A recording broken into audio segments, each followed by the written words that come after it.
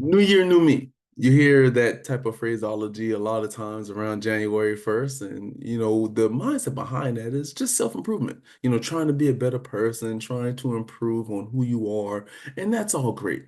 But a great way, and really the best way and most important way for you to think about self-improvement in terms of new year, new me, and trying to be a better person is to not just think about the new year, new you, but think about the new heaven and the new earth. If we focus on the new heaven and new earth, if we focus on loving God and being with God in eternity, then our actions will follow up with that mindset, with that goal, with that desire of the new heavens and new earth and being a part of that. In Revelation 21, verses 1 through 4 reads, Then I saw a new heaven and a new earth, for the first heaven and the first earth had passed away, and there was no longer any sea.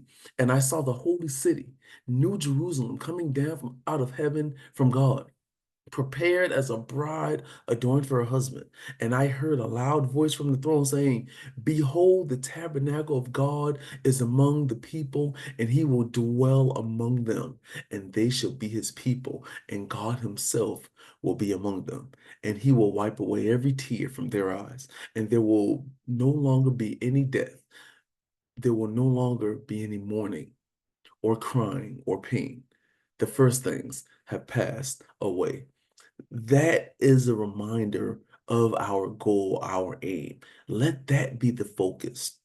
Trying to love God and follow God and be the servant of God that He wants us to be. We are supposed to serve others. God says that you show your love to Him by how you love your neighbors.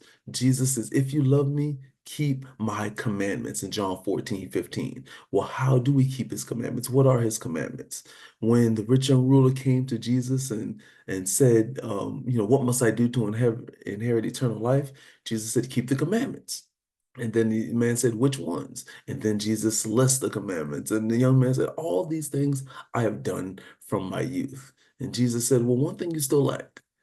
Sell all that you have and give to the poor and come follow me. But the young man didn't want to do that because keeping the commandments for him was just about a checklist of keeping the commandments as a checklist. That's not what Jesus is after. Jesus is after our hearts. And so keeping his commandments and obeying him comes from the heart to be able to love and serve how he served. Jesus came as the perfect example of service and sacrifice.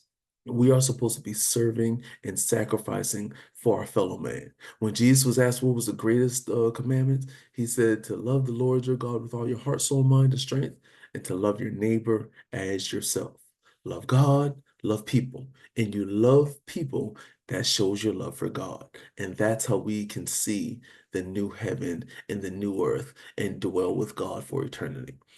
We're gonna be talking about that a lot the next month or so in these videos. So hopefully you'll be encouraged by the content, and I'm looking forward to sharing it with you. Please remember that you can reach out to us at Let the Bible Speak 843 at gmail.com or 843-553-5157.